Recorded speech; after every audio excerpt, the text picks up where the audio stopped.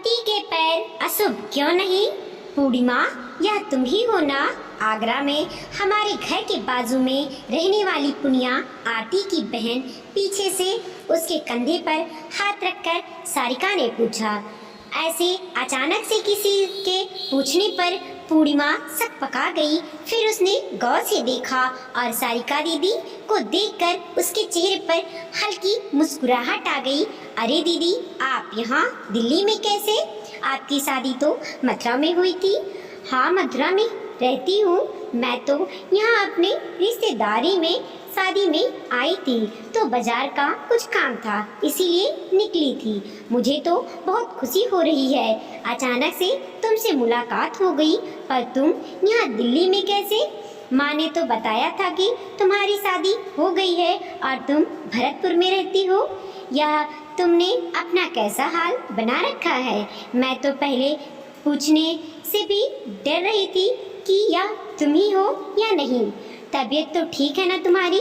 सारिका ने सवालों की झड़ी लगा दी। उसके सवाल सुनकर पूर्णिमा की मुस्कान कम हो गई और धीरे से बोली, दीदी, आपकी चाची से बात नहीं होती क्या आगरा में?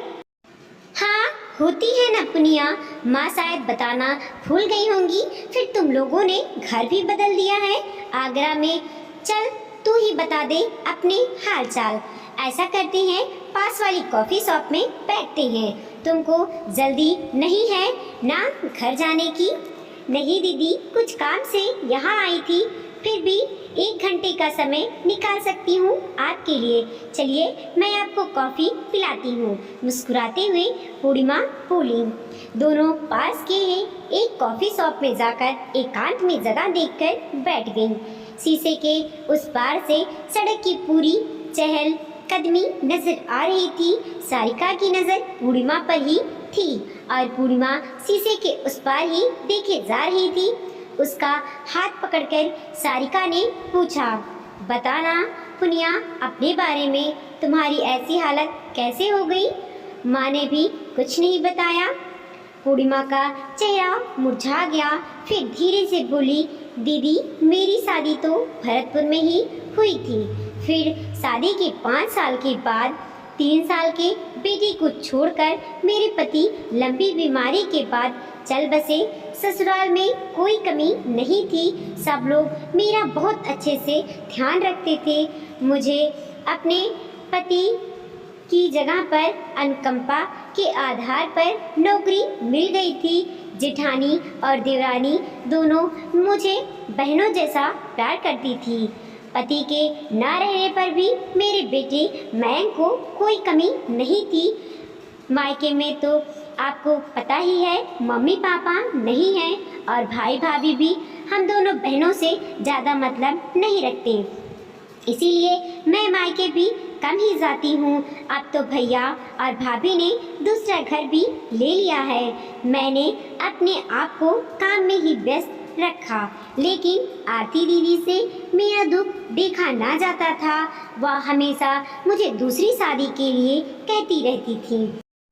मेरी ससुराल वाले भी चाहते थे कि मैं शादी कर लूं। बहुत देख समझकर 8 साल के बाद मैं शादी को तैयार हो गई। मुझे लगा कि मयंक को भी पिता का प्यार मिल जाएगा और मुझे भी एक जीवन साथी मिल जाएगा। साहिल की पहली पत्नी का देहांत हो गया था और वह एक 5 साल के बच्चे का पिता था। सब लोगों को लगा हम दोनों अपना पहला जीवन साथी खो चुके हैं, इसीलिए एक दूसरे का दर्द अच्छे से समझ सकेंगे और समझबूझकर मेरी शादी साहिल से करवा दी। मेरे जेठ जेठानी ने तो मेरा कन्यादान भी किया। मेरे पति के हिस्से का जो भी था वह मुझे और मेरे बेटे को दे दिया। शादी के बाद मैं दिल्ली आ गई। वहाँ पर भी एक जेठ जेठानी थे, सास ससुर नहीं थे। शुरुआत के 2-3 महीने अच्छे से निकले। जेठानी को मेरा घर से बाहर ऑफिस जाना बिल्कुल भी पसंद नहीं था। धीरे धीरे मेरी जेठानी को घर में मेरी और मेरे बेटे की उपस्थिति खलने लगी और पीठ पीछे मेरे बेटे के ऊपर हाथ उठा देती थी। मेरा बेटा मुझसे उनकी शिकायत करता तो मुझे लगता कि मयंक की भलाई के लिए ही उन्होंने ऐसा किया होगा और मैं अपने बेटे को समझा देती। धीरे धीरे जेठानी ने अपने देवर के कान भरने शुरू कर दिए कि ऑफिस के बहाने मैं बाहर गुलछर्रे उड़ाती हूँ। शुरुआत में तो साहिल ने ध्यान नहीं दिया, पर वह मेरे और मयंक के प्रति उदासीन रहने लगे। एक दिन साहिल की तबीयत अचानक खराब हो गई। काफ़ी समय तक सुधार न होने के बाद बहुत सारे डॉक्टर और टेस्टिंग से पता लगा कि उनको पहली स्टेज का कैंसर है, लेकिन वह इलाज से सही हो जाएगा।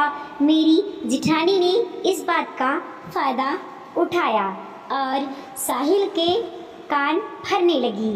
बूढ़ी माँ से शादी के बाद ही तुम्हारी तबीयत खराब हो गई, इसका साथ तुम्हारे लिए शुभ नहीं है। इसके तो पैर ही खराब है, अपने पहले पति को खा गई और अब यहाँ पर आई है, तुम्हारी तबीयत खराब हो गई। साहिल अपनी भाभी की हर बात मानते थे और वह उनकी इन बातों में भी आ गए और मेरे भैया भाभी को फ़ोन करके कह दिया कि मैं पूर्णिमा के साथ नहीं रह सकता, आप उसको यहाँ से ले जाइए। भैया भाभी ने भरतपुर में मेरे जेठ जेठानी को बताया और यह भी कह दिया कि आप लोग देख लीजिए, हम लोग पूर्णिमा की जिम्मेदारी नहीं उठा सकते। मेरे जेठ जेठानी तुरंत मेरे ससुराल पहुँचे और साहिल को बहुत समझाने की कोशिश की, लेकिन साहिल किसी की भी सुनने को राजी नहीं था। उसके मन में बैठ गया था कि मैं उसके लिए अशुभ हूँ। मेरे जेठ ने बहुत धमकाया कि कानूनी रूप से अब यह तुम्हारी पत्नी है, इसको ऐसे नहीं छोड़ सकती हो। साहिल ने कहा कि वह कानूनी कार्रवाई के लिए तैयार है, पर मुझे अपने साथ नहीं रखेगा। बाकी रिश्तेदारों ने भी साहिल को समझाने की कोशिश की, पर वह किसी की सुनने को तैयार नहीं था। जिस रिश्ते में प्यार और सम्मान ही ना हो, उसको ज़बरदस्ती खींचने से कुछ फ़ायदा नहीं था। मयंक को भी अपनी इच्छाओं का दमन करना पड़ रहा था, इसीलिए कुछ समय के बाद मैंने साहिल का घर छोड़ दिया। अब मेरे पास यह समस्या थी कि मैं कहाँ जाऊँ। भाई भाभी रखने को राजी नहीं थे। पहली ससुराल में उनके ऊपर बोझ बनकर रहना मुझे ठीक नहीं लगा। जेठ जी ने मुझे भरतपुर चलने के लिए बहुत जोर दिया, पर मैंने अपने जेठ जी से कह दिया दिल्ली में मयंक का एडमिशन हो चुका है, इसीलिए मैं दिल्ली नहीं छोड़ सकती और मैं अभी ट्रांसफ़र भी नहीं ले सकती। मैं अलग घर लेकर यहीं पर ही रहूँगी। मैं उनका इतना ज़्यादा फ़ायदा नहीं उठा सकती थी, कब तक दूसरों पर आश्रित रह सकती थी। वैसे भी दूसरे विवाह के बाद उनकी मेरे प्रति जिम्मेदारी नहीं बनती थी। फिर भी उन लोगों ने मुझे दिल्ली में फ्लैट लेने के लिए सहायता करी और मुझे से संपर्क बनाए रखते हैं। साहिल ने तलाक के बाद तुमको कुछ दिया नहीं?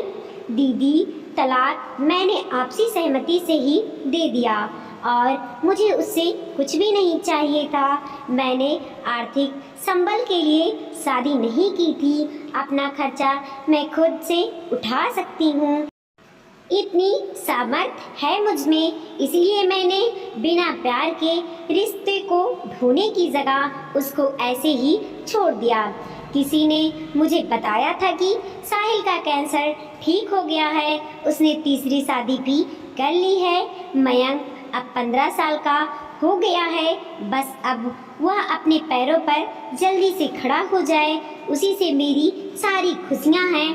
किसी भी लड़की को मेरे जैसा कष्ट देखना ना पड़े दीदी, एक छोटी सी तमन्ना के साथ ही दूसरी शादी की थी कि जीवन के लंबे सफ़र में अकेले ना रहना पड़े। मैं तो दोनों जगह की ना रही, फिर भी मेरी पहली ससुराल वाले बहुत अच्छे हैं और हर तरफ से मुझे सहायता करते हैं। दीदी आप बताओ, क्या सच में मेरा भाग्य इतना खराब है कि 2 बार शादी की और दोनों बार ही पति का सुख नहीं मिला। कहते कहते उसकी आंखें छलक गईं। बचपन में घर घर खेलने वाली पुनिया जरा सी बात पर रूठ जाती थी और आज वह इतनी समझदारी हो गई थी कि उसने जीवन का कठिन सफ़र अकेले ही तय करने का फैसला कर लिया। पूर्णिमा ने घड़ी देखकर बोला, दीदी मेरे जाने का समय हो गया है, मयंक घर आता ही होगा, आपको समय मिले घर जरूर आइएगा। पूर्णिमा को गले लगाकर सारिका बोली, ज़रूर आऊँगी पुनिया, और तुम ये शुभ अशुभ की बातें मत सोचो। किसी की संकीर्ण मानसिकता की वजह से तुम अपना मनोबल मत खोना। ईश्वर ने जरूर तुम्हारे लिए कुछ अच्छा सोचा है और तुम्हारा बेटा तुम्हारे हर सपने को पूरा करेगा। पूर्णिमा को तो सारिका ने समझा दिया, पर एक सवाल मन में आया कि अगर पुरुष की 2 पत्नियों की मृत्यु हो जाए तो भी उसका अशुभ नहीं कहते। उसको तो तीसरी शादी के बारे में सोचने और करने का पूरा अधिकार होता है। तब क्यों नहीं कहा जाता कि पति के पैर अशुभ हैं? पति के किसी भी नुकसान के लिए हमेशा पत्नी के कदमों को ही क्यों दोषी माना जाता है? क्या पति का खुद का कोई भाग्य नहीं होता? वीडियो को लाइक कीजिए, कमेंट कीजिए और अपने दोस्तों के साथ ज़रूर शेयर कीजिए। चैनल पे नए हैं तो प्लीज़ सब्सक्राइब कीजिए और देखते रहिए मोटिवेशनल स्टोरी।